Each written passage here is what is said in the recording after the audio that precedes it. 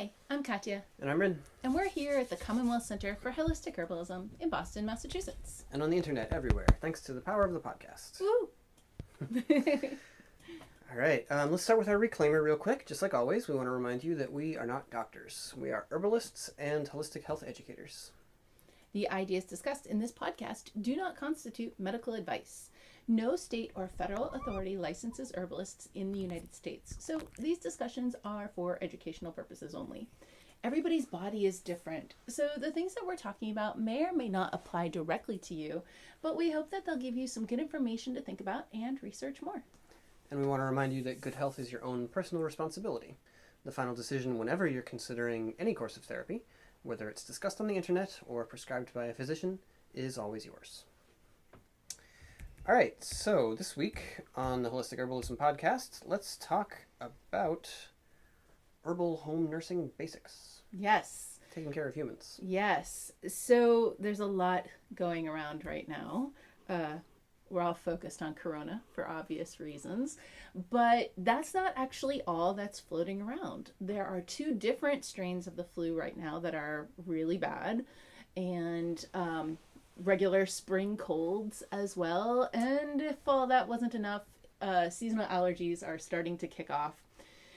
So there's a lot of caring for others that needs to happen right now, or maybe caring for ourselves. Yeah, right.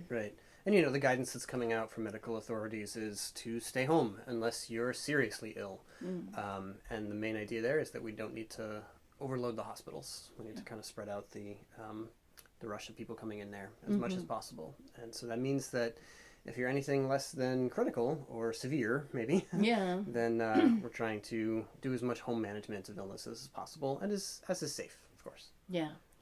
Now, a lot of people might not be accustomed to taking care of illness at home. Maybe they don't feel a lot of confidence around it, or it's just not something that was done because we've grown up with a few generations now of when you start to feel sick, you go to the doctor. And don't worry, we've got you. We've got all kinds of stuff for that. Yeah. We'll get you started. And, these are skills and practices that it's good to be aware of and to think about really anytime, not just when there's a pandemic happening. So, number one, stay hydrated. Stay hydrated. So, as this relates to Corona in particular, we know a little bit more now than we did, say, 2 weeks ago, or certainly 2 months ago, about the way that this virus is playing out for people, and that's good. One thing that we do know is that while it's not showing up the same way for every person who gets it, there are some things that are more common across the case reports and the case studies that have been showing up so far.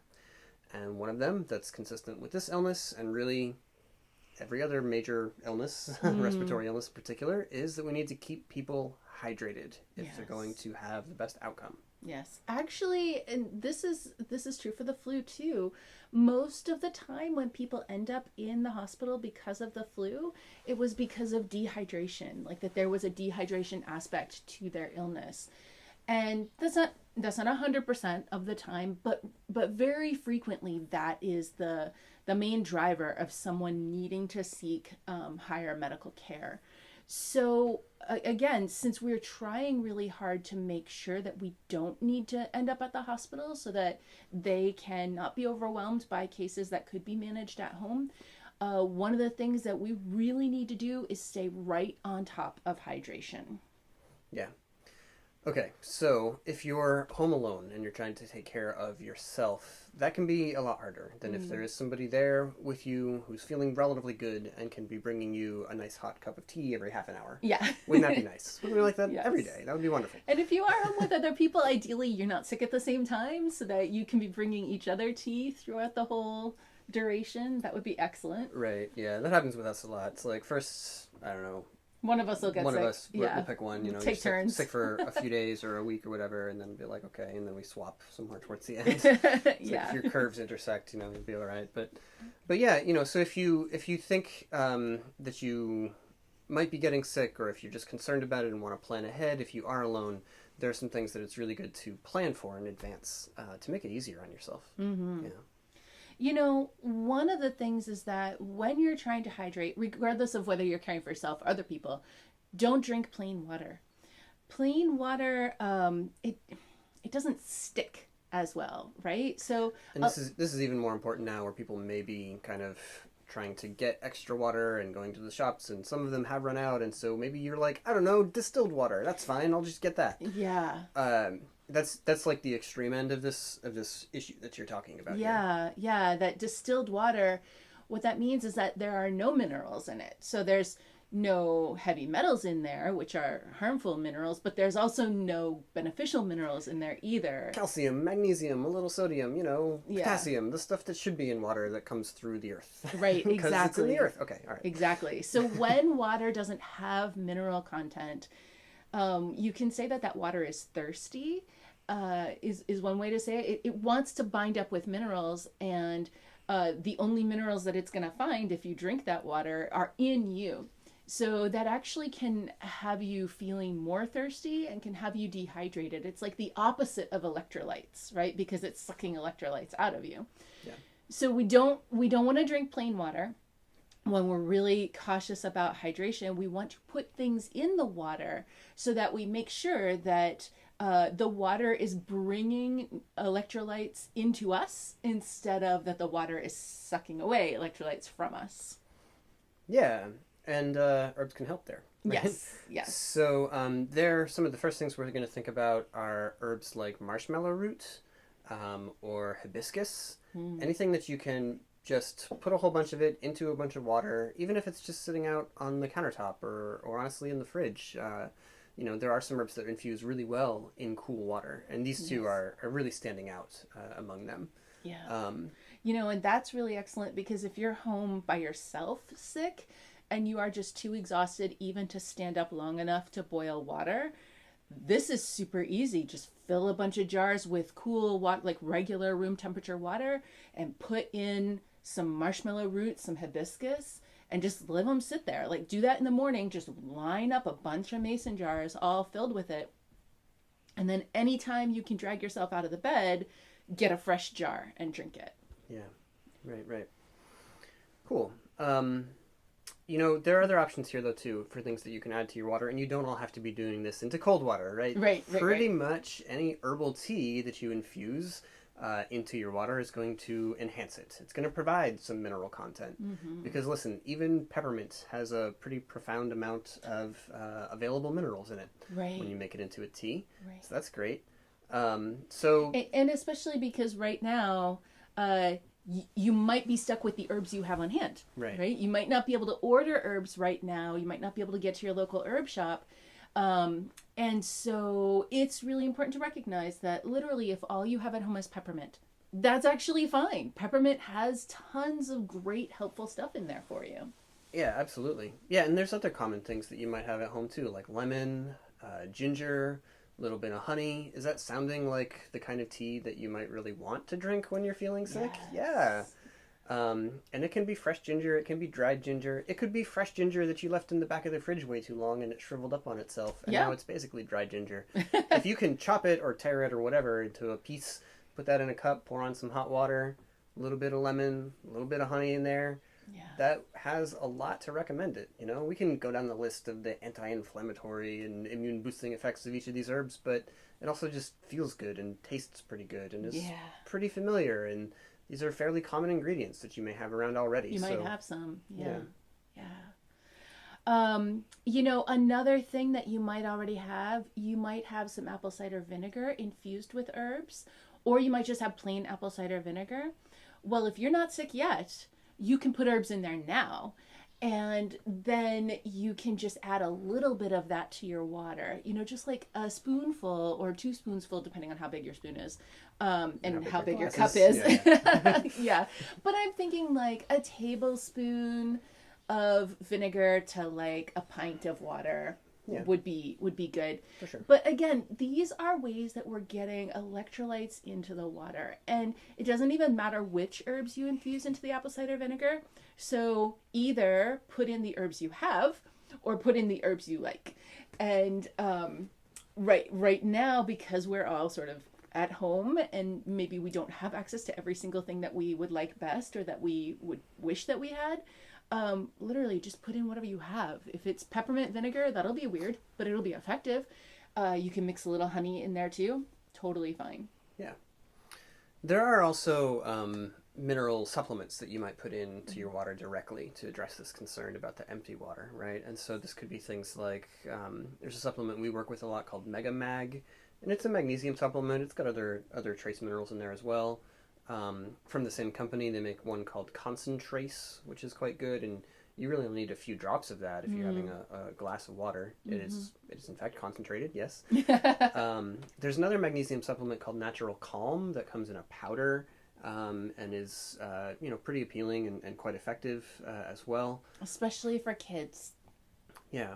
So, lots of options like that. Literally, if all else fails and you find yourself somewhere, all you've got is distilled water, then find some salt. Better if it's sea salt, better if it's mountain salt, but literally, even if it's just table salt, I would put a pinch or two of that into a glass before I just drank straight up distilled water. Yes, yeah. Absolutely. Yeah.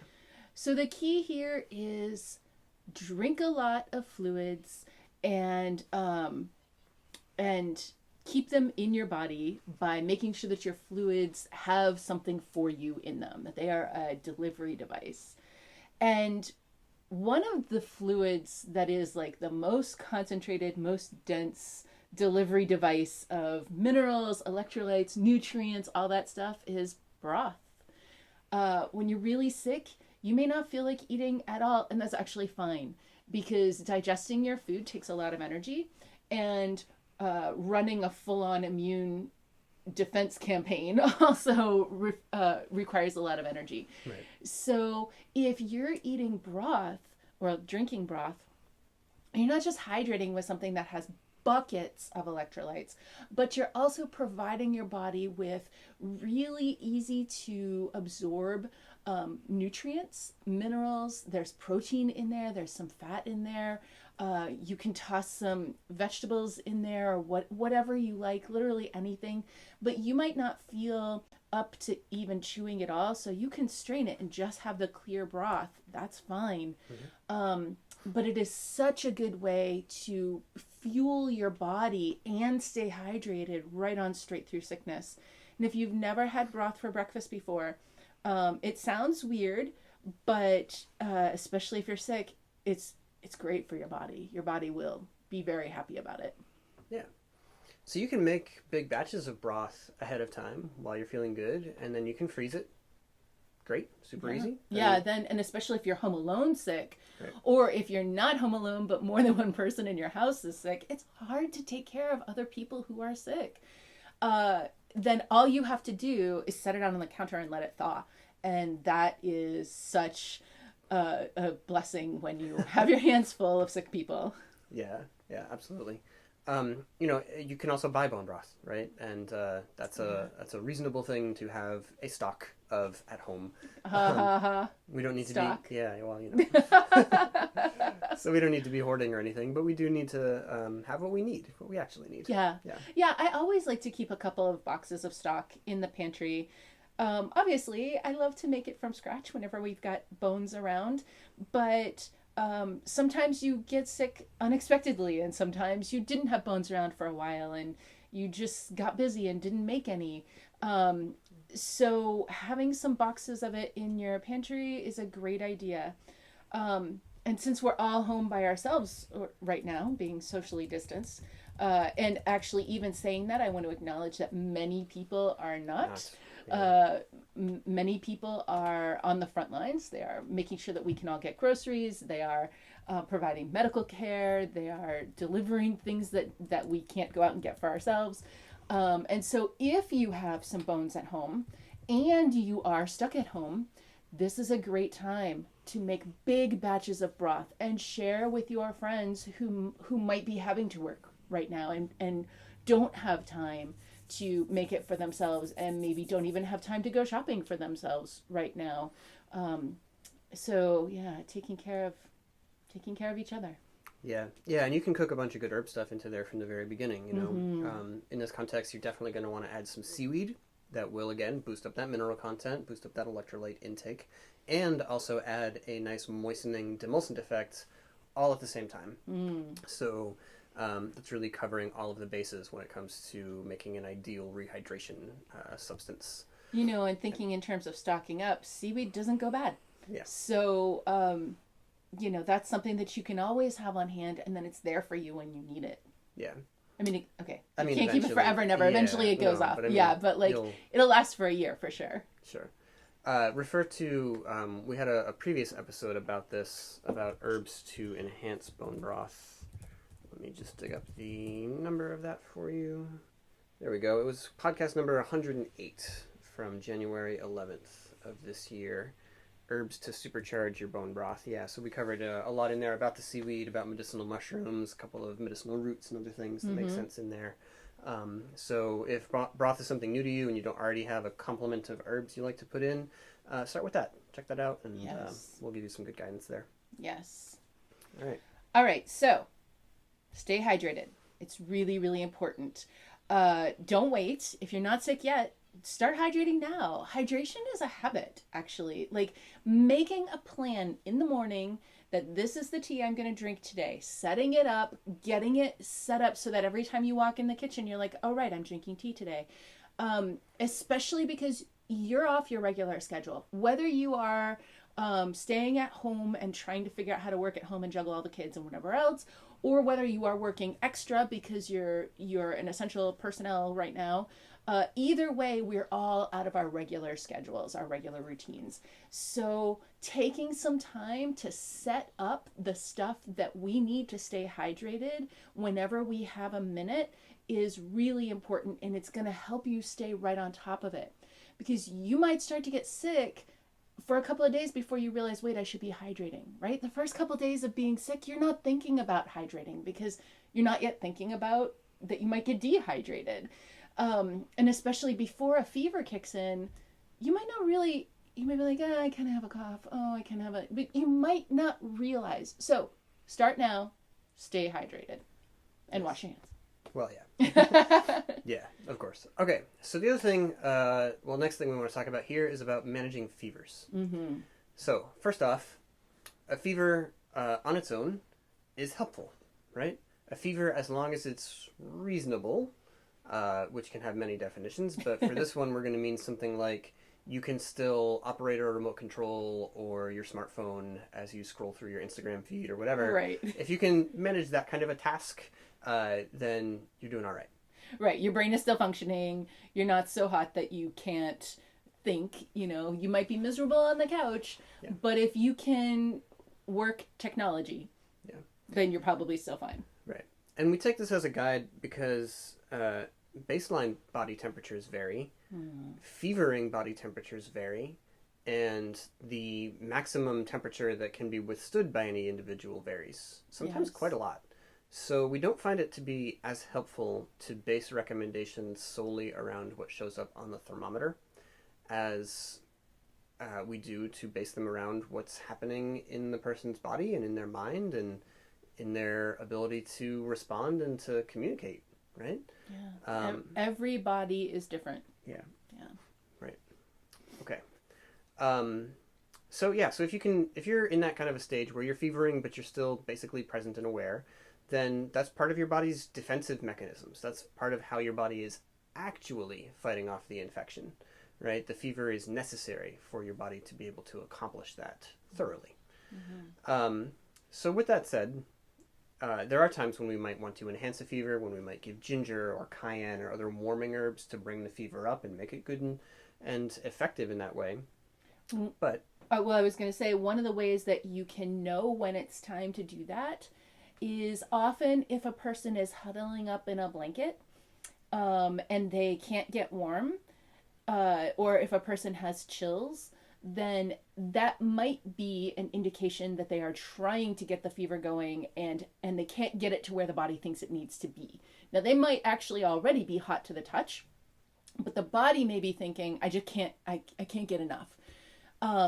Ginger is an herb that I really like in this particular situation because it does help to warm up the body, but it also comes along with its own diaphoretic action to sort of stimulate the exterior, and I feel like that's a safety valve. Yeah, You and I know? mean, right, right, and then internally, it's got effects to enhance some kind of pyrogens or like fever makers, but it also enhances some anti-inflammatory elements inside of our Yeah. body. So it is very nicely balanced in that regard. Yeah, it's just like it comes with its own like parachute. You Yeah. know, it comes with its own emergency release kind of a mechanism. Hmm. So I feel like that's a really safe one that if you're thinking this person just cannot get warm, maybe this will be appropriate. Yeah. But sometimes you do feel like you need a break. You know, you've been Yeah. fevering, it's been hot, it's been heavy, it's been going on for a while, and you need a break. You need a breather, right? And this does happen naturally in the course of many illnesses, where you'll fever for a while, and then you'll kind of come down and have a break, and then you'll fever again if necessary. But sometimes we do need to support it both on the upswing and on the downturn. Right? So for that, bringing the heat down, releasing some of that heat, or the way we think of it mostly is helping the heat to circulate freely and to move freely through the body. Yeah, through the body and then out. Right. So it's not getting trapped in there. Yeah. So in this case, we would turn to our relaxing diaphoretics because they're going to help with that free movement of heat inside of the body. And elderflower is one of our absolute favorites there. It's very light, it's very opening, it's very relaxing. It has some effects to calm anxiety and nervousness at the same time, which is really valuable. You know, lemon balm is helpful in similar ways. Yes. And makes you smile when you hear about it. Look at that.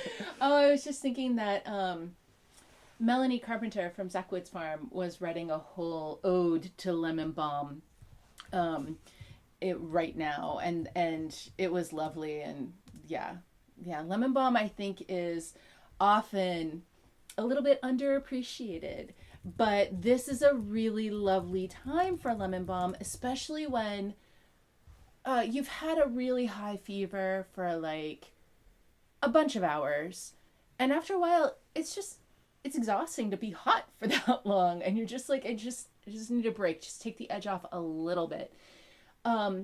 Something like lemon balm is really, really perfect because it does cool you down.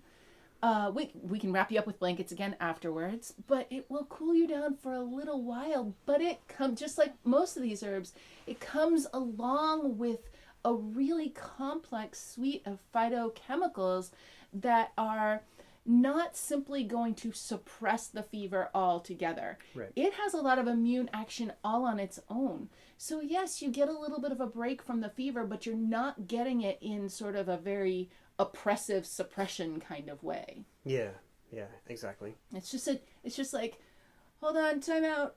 It's just like that, you know? Yeah. Yeah, you know, lemon balm, some of the other mints are helpful in similar ways.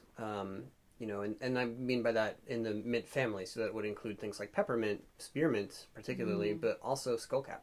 You know, it's another like nice releasing herb for that. Oh, and especially if you started off your fever cold and you could not get warm enough, and so you were really huddled together and really tensed up, and now your fever's hot and you can't break a sweat because you're still tensed up. And when you are physically tensed up, also your pores are tensed up, and so they won't let the heat release and they won't let the sweat come out. And so at that point, that's a really good time for skullcap, because not only does it have that diaphoretic action of helping to open the pores, but it also helps to relax that tension, especially around the shoulders and the neck, which I'm a person who tends to get cold easily, and that's what happens to me when I'm cold, is everything wants to squinch up around my neck. That's the technical term, squinch. Yeah. And so skullcap being able to relax both of those aspects can be really, really helpful. Nice. One last herb that I would mention there for managing fever in this way would be yarrow. Yeah. It's just very good at that. It's really, really good at you that. know, all the same kind of things we've been describing, but it is good for that. I'd say maybe to differentiate it, it has more astringency than the others we've named so far. So that could be helpful if you also wanted to get some of that effect. And Yes. we'll see later on places where astringency would be particularly relevant to a goal that we may have. Yeah. Yeah. And so the other nice thing here is that that's a lot to choose from. So whatever you have at home, again, because right now, not everything is available. You've got stuff at home. Take a look at what you have. If all you have is peppermint, you can do the job. And if you've got some Tulsi tea, that's a mint. That's going to have that diaphoretic action also. You can do the job. We didn't mention, but even chamomile can have this effect. Catnip can have this if catnip is one of our mints. And so if that's what you've got at home, these can do the job for you. So there are really a lot of plants to choose from here. And that's good because you can just match that up with what you actually have.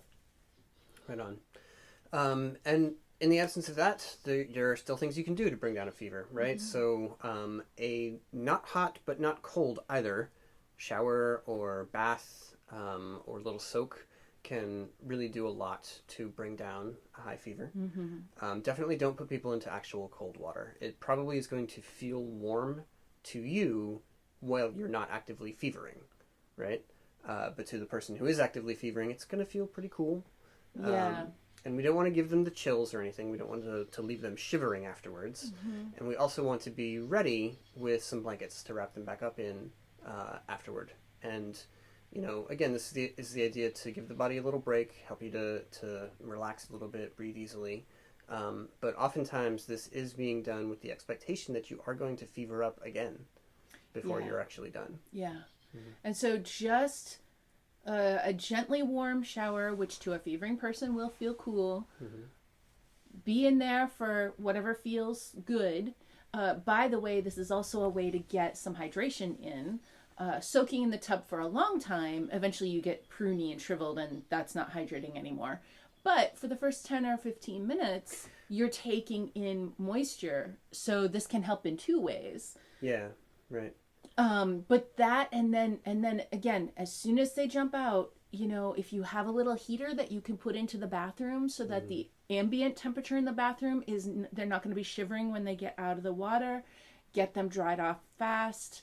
And then help them right into a bunch of blankets. If you are by yourself, then leave the blankets right outside the door so that all you have to do is come out of the bathroom and you can wrap yourself back up in blankets again, because we don't want shivering to happen, right? Otherwise now we're just all tense again and we're going to have to go back to the skull cap or the whatever. Mm-hmm. We want to give you a break from the fever just to take the edge off, a little time out. But then we want to wrap you right back up again so that you don't lose all the progress that you've made, right? You worked hard to get that fever going, and it's okay to want a little break or need a little break, but we don't want to lose all of the progress. So wrapping right back up again will mean that you're not starting from zero to rebuild the fever.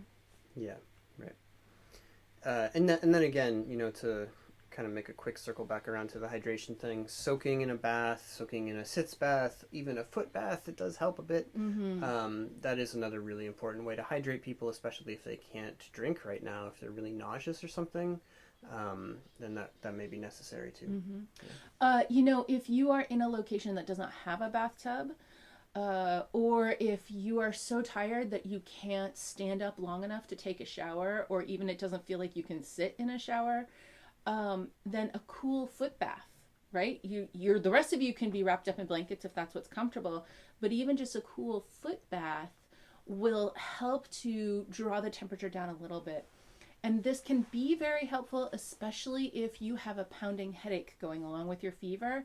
A cool foot bath can start to draw some of that down. And that is physically what is happening. Your feet are cold, so you need to send blood to them to get them warmed up again. And that is going to pull some of the pressure down out of the head, like just in terms of fluid mechanics here. And that can be very soothing. And again, if you are by yourself or just you're not by yourself, somebody's taking care of you, but you're so exhausted, that is one of the things that seems to be going along with the coronavirus is just deep fatigue. And all you can manage to do is let somebody pick up your legs and put them into a foot bath. Great. That's going to also be super effective. All right. So, with that fatigue, another one of the key signs so far, in most cases, of the coronavirus has been a dry cough. And so, fortunately, there are herbs that are really nice at directing moisture to the lungs and relieving these kinds of dry coughs. Again, starting with stuff that you may already have at home, honey and lemon tea. It does really work, actually. Yeah. Both of these, through different mechanisms, stimulate your body to produce a little bit more mucus, and that's what a dry lung needs. It's a little bit more mucus flowing through there. So really just as simple as it sounds, chop up some lemon, put it in a teacup, pour in some hot water, a little bit of honey in there, drink it all down, you'll be good to go. And right now it's not necessarily super easy to get herbs, but lemons might be easier for you to come by, because you can still go to the grocery store or get groceries delivered. And so try to get a big bag of lemons, and then you've got them. And it's something that will work and that you have access to, right? A lot of times, in theory, there's all the herbs in the world. One of the herbs I want to mention is pleurisy root. That is a beautiful herb for helping to direct moisture to the lungs and to deal with the pain that comes along with a dry cough. But if you don't already have that on hand right now, even if you find a place to order it, it'll take a couple of weeks before they'll be able to ship it to you, because there's just so much demand right now.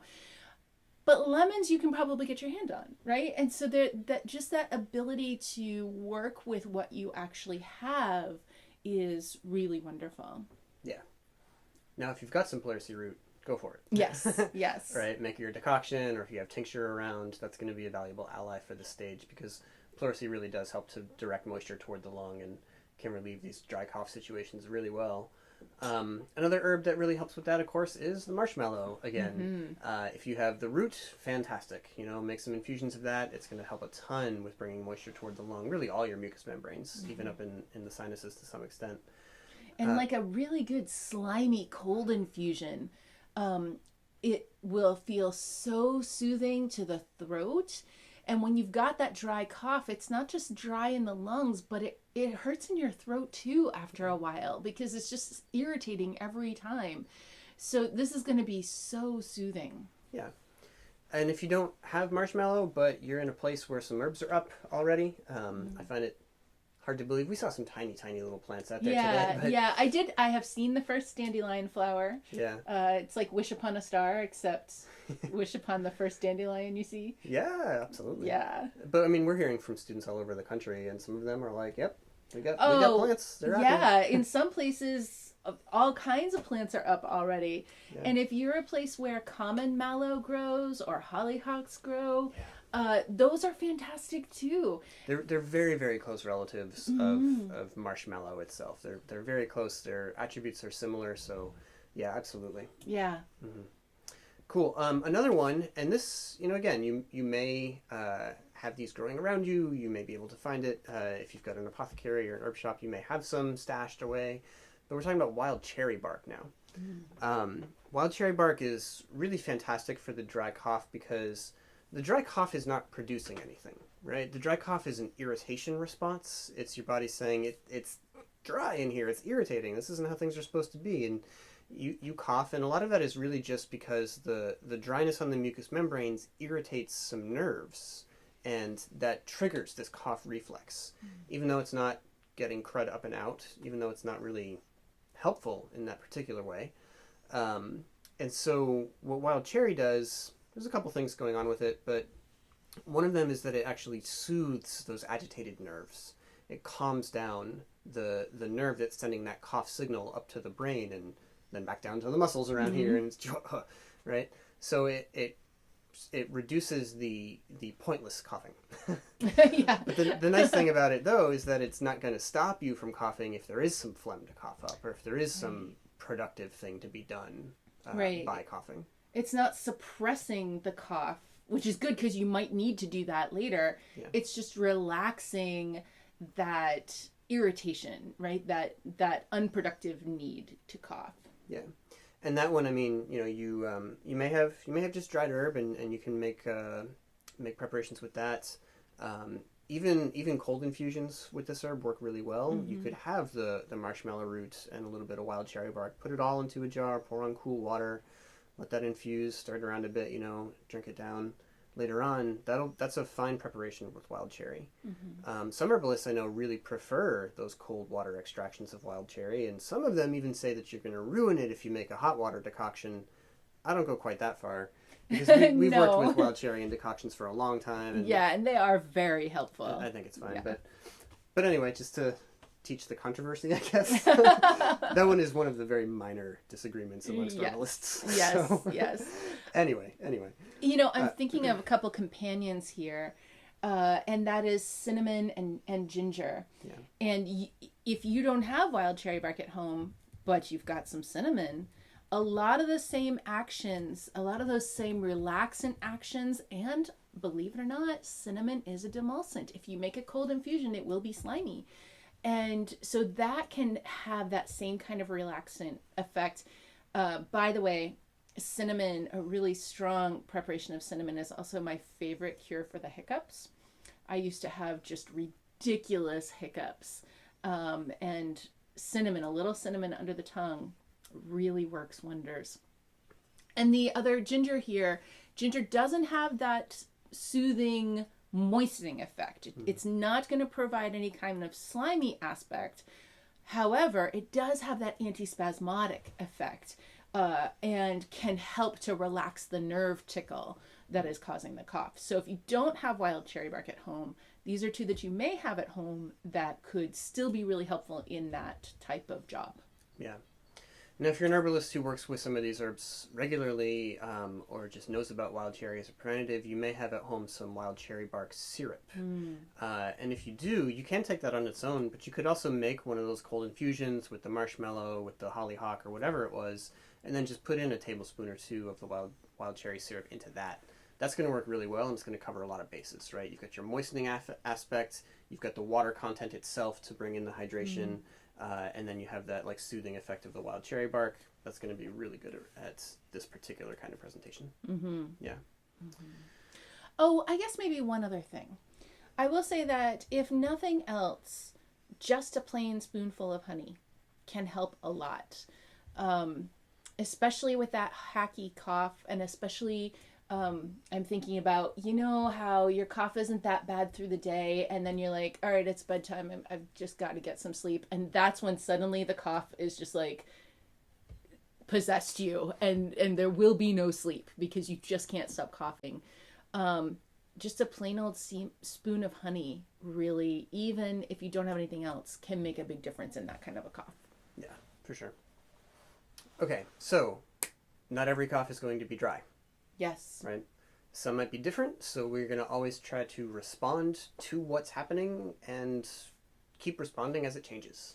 Right? You know, and even if you do have that dry cough, that does not necessarily mean that there isn't mucus also going on. Yeah. It's just not coming up, either because it's deeper in the lungs, and your cough is like that nervous cough that's up at the top of the lungs, but the mucus and the sort of crud that needs to come out is down deep in the lungs. Yeah. So that upper respiratory cough isn't helping. It's not productive for the crud that needs to come up, or because the crud is so thick that it's not available to be coughed up. And so maybe you've got that hacking cough and nothing's happening because there's nothing available to come out. Yeah. And that latter one, that latter pattern is again really tied to dehydration. Yes, yes. Long-term dehydration is going to make all of your fluids more thick and sticky and harder to move around, So stay hydrated. Hydration. Yes. All right. So, but that said, while you're hydrating, you can also take some more direct steps to try to thin out the mucus a bit, right?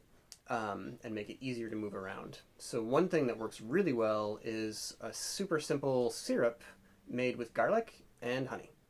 Those are the ingredients. That's it.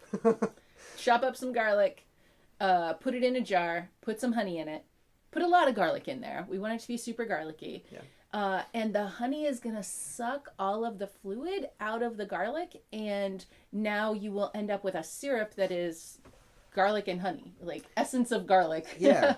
And I mean, you can eat the bits later. You'll have like candied garlic, sort of. Yeah, definitely eat those if your stomach can take it, and it's much more gentle than eating straight up raw garlic. Right. Much more gentle. Yeah. Then definitely eat it. But if you don't feel like you can do that in the moment, then just take the honey on a spoon.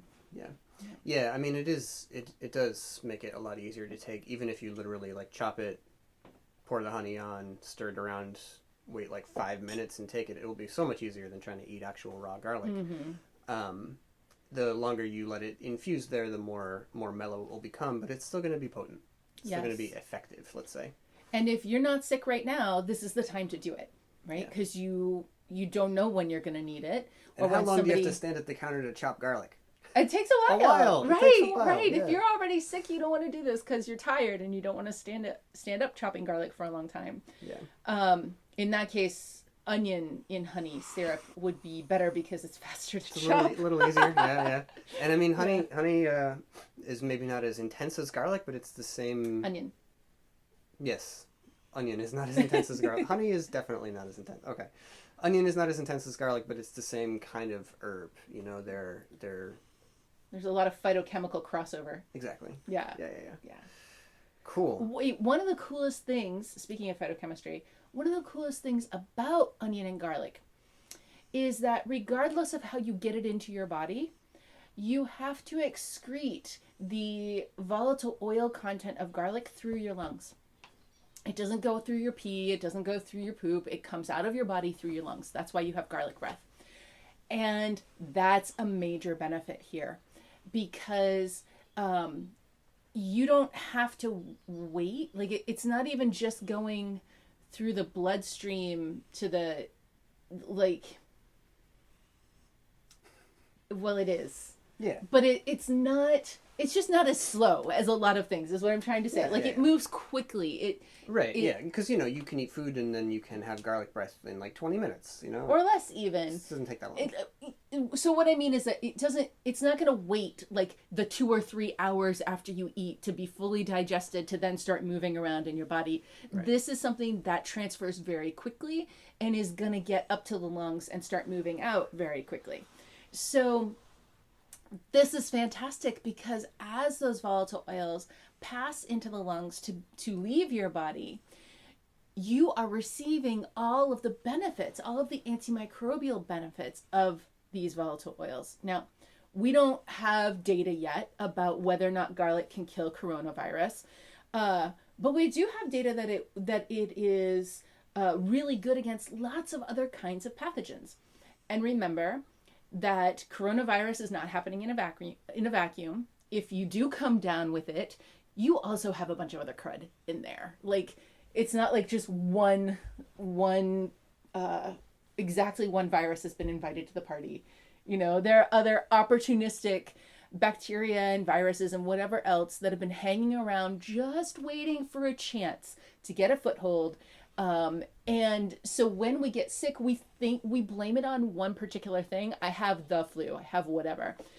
But actually, the flu brought friends with it. And if you get corona's going to bring friends with it, right? Like, parties are more fun that way. Mm-hmm. So the reason that this is so important is that even if garlic doesn't turn out to actually kill corona, it is still helping you, not just by stimulating overall immune health, not just by stimulating better mucous membranes in your lungs, thinning out the caked on crud so it's easier to expectorate, but also it's going to kill some of the friends, some of those other pathogens who were around just waiting for the chance to dig in, which means your immune system has less work to do. So it is helpful no matter what's going on for you. Absolutely. And then again, on that level of just the mucus that we're trying to manage here, it's going to thin that out. It's going to make it easier to cough up. It can help to make your coughs more useful, more productive. That's the whole point of coughing, is because you need to get that stuff out of you. And if you cough, get it out, then you're done. Yeah.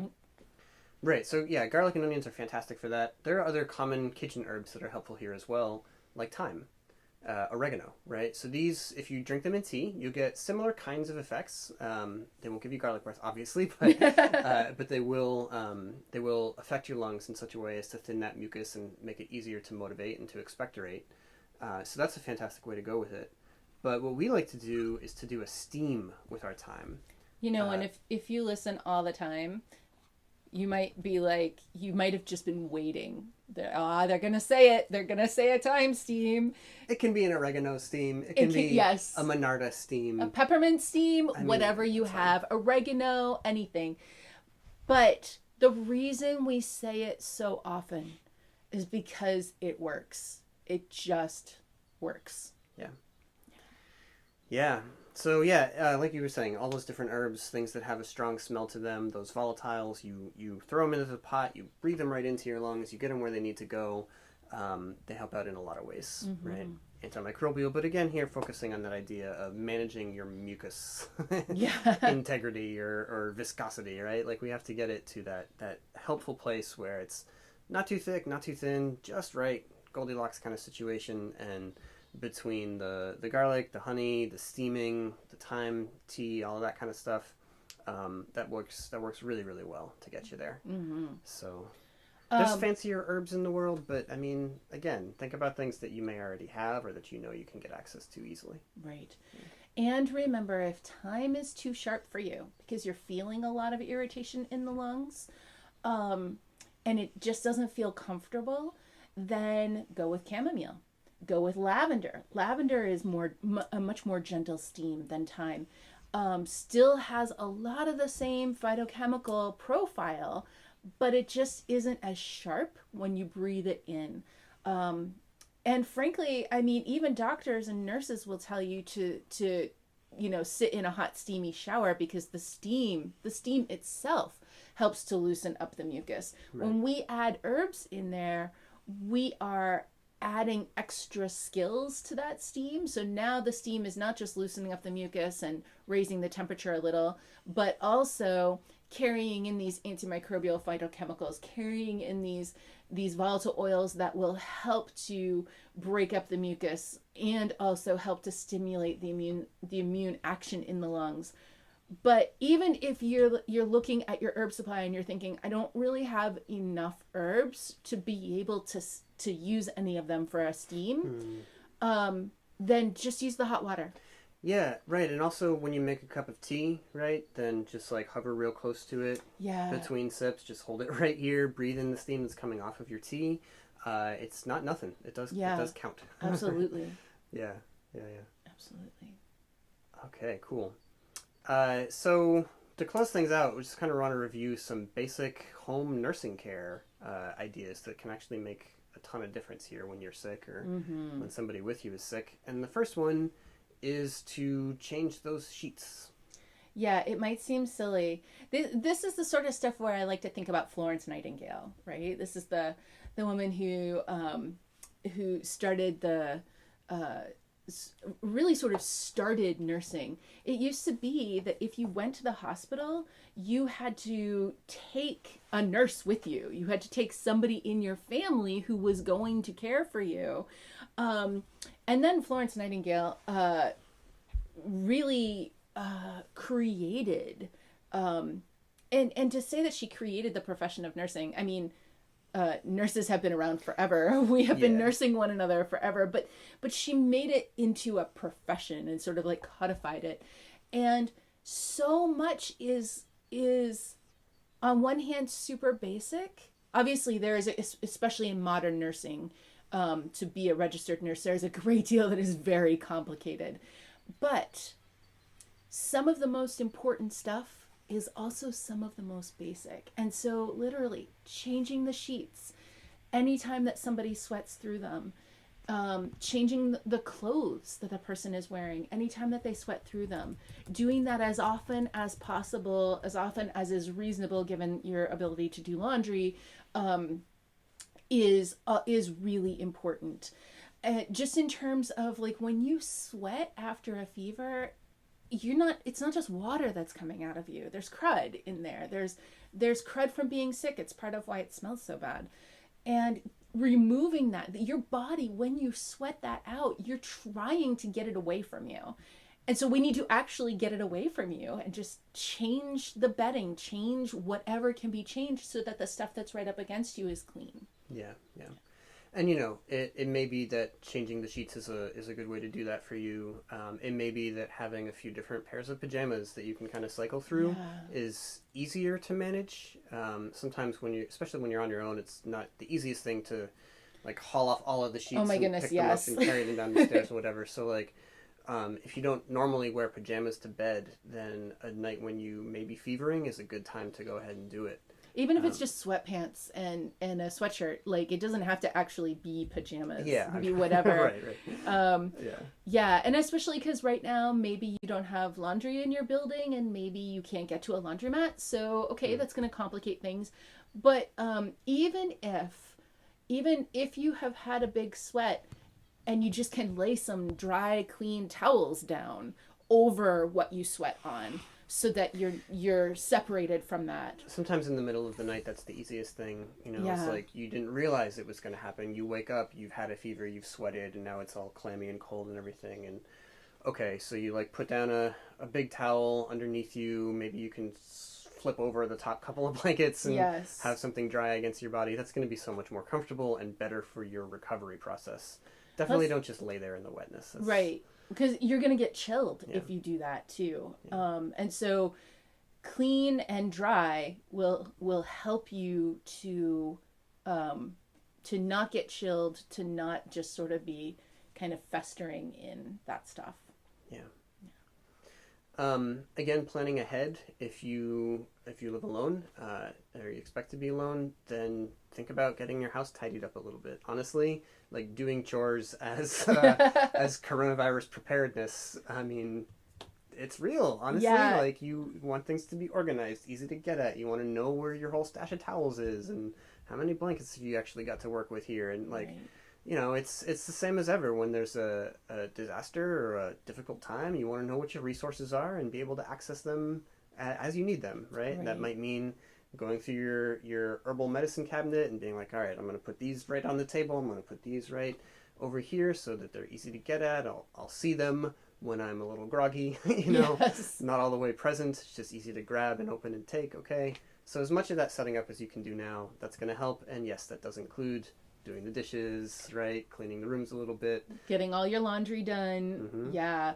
And especially like when you're sick, you're not going to want to do dishes. You're not going to be able to stand up long enough to do the dishes.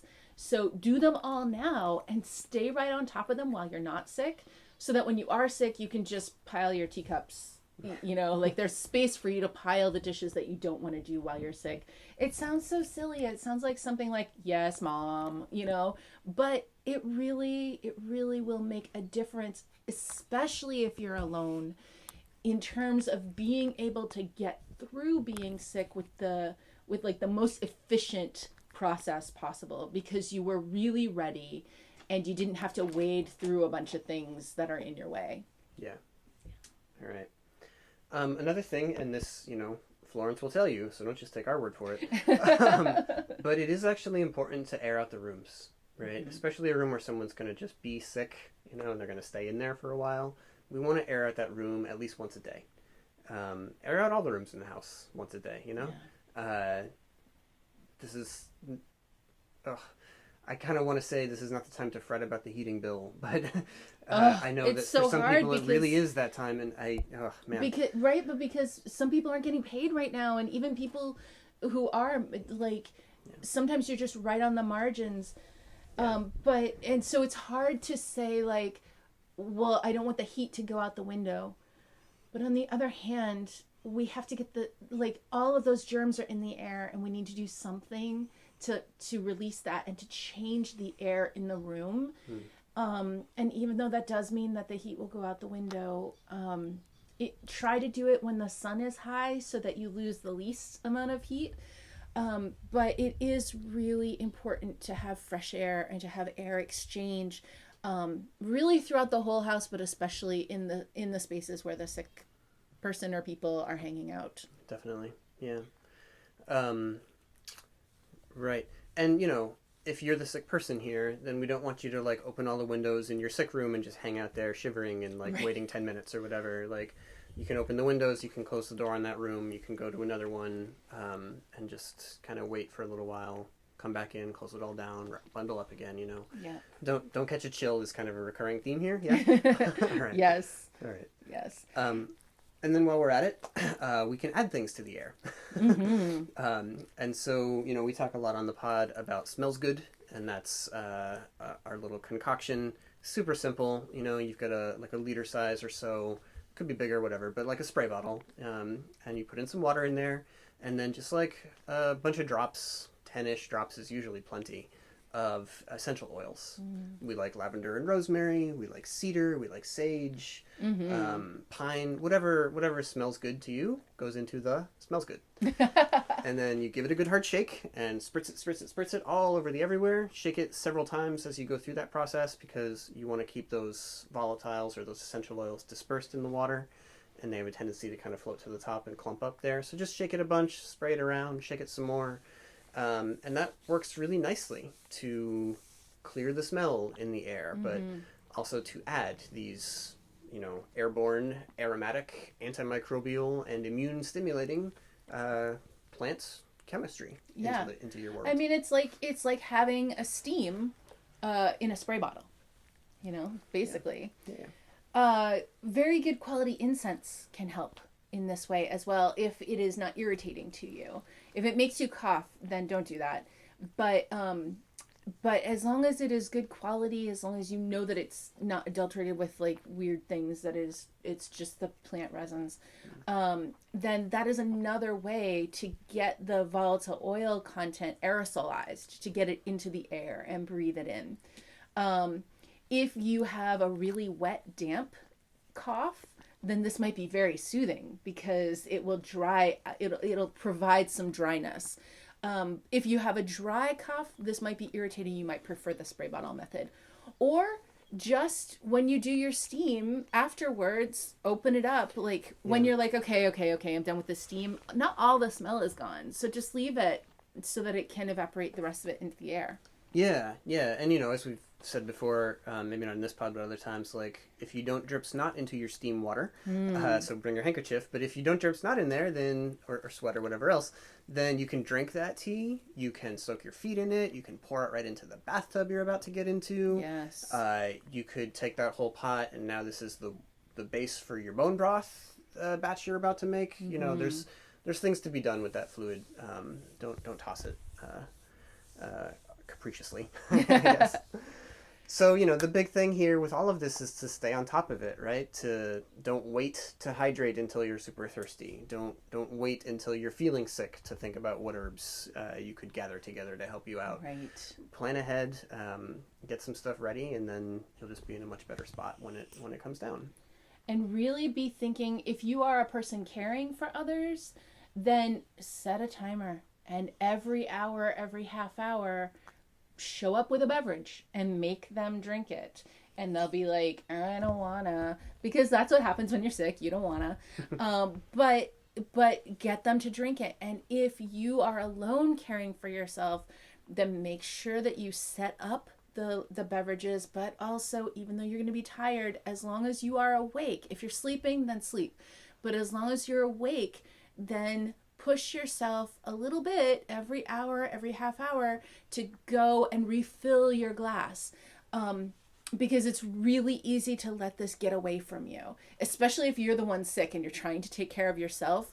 You don't know what time it is. You don't know how much time has passed. And so it's just, you know, if you're like binge watching episodes of whatever on Netflix, then at the end of every episode, go get more tea. You know, you have to drink all of it during that episode, and then you get more, whatever works for you. Yeah, and the set an alarm thing does not mean that, like, if you're asleep, you should wake yourself up. And Right. If you're sleeping, sleep, please. Yeah, like, that's sleep important. is probably the best thing for you, yeah, so. Yeah, but just really, I can't stress enough how important, I don't want to use the word vigilant because that sounds, I don't know, militaristic or something. That word. I think that's a good one. Yeah, I mean, it is a good word, but it also, maybe it sounds a little too like, or something. But I get it, yeah. But there's a sense of impending threat, you know. Yeah. Right. But on the other hand, there is impending threat. You do need to stay vigilant because the flip side of that is ending up at the hospital. And they can't, they don't have the capacity right now for things that they don't have to deal with. If we can deal with it ourselves, they need us to do that. And the way that we will make sure that we can deal with it ourselves is to be super vigilant, be super on top of it to the point of being annoying. And if you're a time traveler from 2 years ago, this is still relevant, right? Like, our healthcare system has always been on the edge of being overwhelmed. Yes. And we're only seeing it now. Right, we're seeing it now. Well, some people are only seeing it now. Yeah. But I mean, this is true generally. Like, if we can learn these home nursing skills, these are helpful all year round. They're helpful all cycle round. They're helpful all the time. And so learn this stuff. This is really good. Yeah. Okay, so now if you listen to our pod regularly, you probably, and especially the last couple of weeks, the last few weeks, to the coronavirus preparedness from 2 weeks ago, or like what have we been doing lately for ourselves last week? Yeah. You've heard a lot of the same stuff come up again, and a lot of repetition, and yeah, that's true, right? Like Paul Bergner used to always say, or still probably does. I'm sure he still does. Yes. Hi, Paul. I hope you're listening. Because thank you for this one. But he taught us to be a boring herbalist. Yes. Right? And that's powerful. It's actually, it is. It's so, like, every part of this is boring herbalism, right? Especially right now. You can't get fancy exotic herbs right now because every herb shop, every herb online place has a however many week wait because there's so much demand. Everybody out there hanging their entire antiviral herb hat on Hotunia. Like, yes, I'm sorry, like, but you're not, it's not going to get there. It's right. And also, you don't need that. Be a boring herbalist. Work with what you have. Work with what you can find in your grocery store. If all you can get your hands on is some garlic and some lemons, you're good. There's so much you can do with that. If all you can get your hands on, or if all that is available to you is being really vigilant and making sure that you stay hydrated, that is going to help. It's going to help hugely. So yeah, you might be miserable, and being sick is no fun. Taking care of sick people, by the way, is also no fun. But miserable people can sometimes make you miserable. And so don't feel bad if you're like, this is getting really old. But just stay on top of it. Just do the same darn boring thing. And it really, it's like keeping your kitchen clean. It's boring to do the dishes again. But oh, look, my kitchen is so clean. So much of healthcare is, I'm thinking of that commercial from the, I don't even know when, the 80s or the 90s about Dunkin' Donuts, and they had that guy with the mustache, and he was like, time to make the donuts. Yeah. And he would get up at like 4 a.m. or whatever to make the donuts. That's boring herbalism, except without the donuts, right? Wow, okay. That was a journey. No, okay, I'm going to make the tea again. Yeah. Yes, you're going to make the tea again. Yeah. You're going to do another time steam. You're going to make more tea. Okay, broth. I'm so sick of broth. It's boring, but it works. Yeah. Yeah, and for that matter, the healing power of boredom is wildly underappreciated. Yes. As well. Yes. Yes. But anyway, so most of real nursing care also isn't fancy, right? Yeah. It's there's stuff they need to know that is certainly more advanced than the regular boring stuff, but honestly, of course, obviously, the real work is the everyday vigilance. It's the nurses who notice things. It's the nurses who are the ones who say, hey, there's been a change in status there. And who are the first people to be right on top of that. And that's what we're going for as home nursing care, right? We are not nurses at home, but that is the care we're providing, is that ability to be very attentive, to be right on top of any little change, to be noticing things when they're still small enough to do something about, so that they don't get big enough that you are going to need to transfer to medical care. Right. And sometimes that will happen, Yeah. There's no guarantees about anything in the world. So yeah, sometimes you'll do all of the best nursing care that you can and still need extra help. And that's okay, because knowing that you did that you took that time, that you put in that forethought and attentiveness and everything, that will make that less likely. That will relieve the burden on the system and on the healthcare workers, and that's our goal here. Yeah. Right? Yeah. All right. Well, there we go. That was a lot. So we promise y'all that next week on the Holistic Herbalism podcast, we're going to talk about some stuff that has nothing to do with coronavirus. That's right. We're going to take a break. To give you a break from it. So I would definitely advocate for that. Like, we're planning that intentionally. We're also thinking about how much about coronavirus should we be putting out there in the world, and how much of this has already been done by other good herbalists, and do we need to be redundant here? But more than that, so much more than that, it's just that we're seeing people who are experiencing for the first time what it's like to be a news junkie. Yes. And specifically about bad news and scary news. And I totally understand that drive. We read too much politics as it is, honestly. Yes, so we are those people. We're very familiar with that experience, but there's definitely a limit past which reading another article about corona, even if it's about herbs, even if it's about some fascinating theoretical concern or whatever else, there's a point at which it's no longer serving you to keep your head in that stuff. So do think about taking breaks from that kind of media in particular. Yes. That may involve just steering yourself away from Facebook for a day or two, because people are talking about it, right? People are talking about it. It doesn't mean that you're going to, put on your blinders and be willfully ignorant. It just means that you do need to give yourself a break from the same stories every now and then. Yes. Okay. So next week, the pod will include no coronaviruses. Yeah. Yes. All right. But what we will do, because we're bringing it back, is we're going to catch up on our shout-outs. Yes. Because we missed a couple of weeks there. Yes. So this is the first batch of catching up. And we'll kick it off with a shout out to Catherine, who wrote to say that she started trying wood betony for her migraines, and that she liked the pod so much that she enrolled in our free mini course, the 4 Keys to Holistic Herbalism. And she loves that too. She's having a fun time with it, which we are so excited to hear. That's great.